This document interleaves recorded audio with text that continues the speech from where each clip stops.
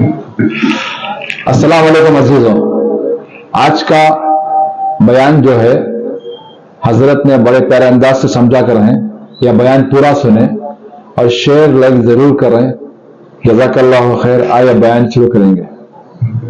रसूलुल्लाह सल्लल्लाहु अलैहि वसल्लम की शहजादी सैयदा फातिमा महबूब पाक की बारगाह में आई। रंग उड़ा हुआ है, आंखें रो रो के थकी हुई हैं।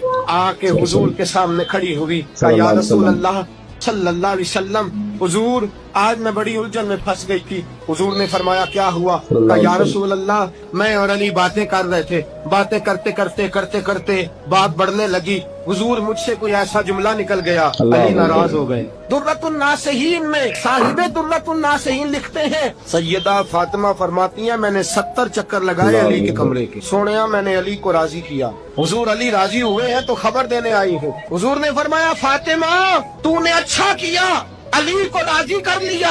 अगर अली तुझसे नाराज रहते और तेरा इंतकाल हो जाता, हुजूर फरमाते फातिमा मैं तेरा जनाजा ना पढ़ता, इसलिए कि तू मौला कायनात की बीवी है।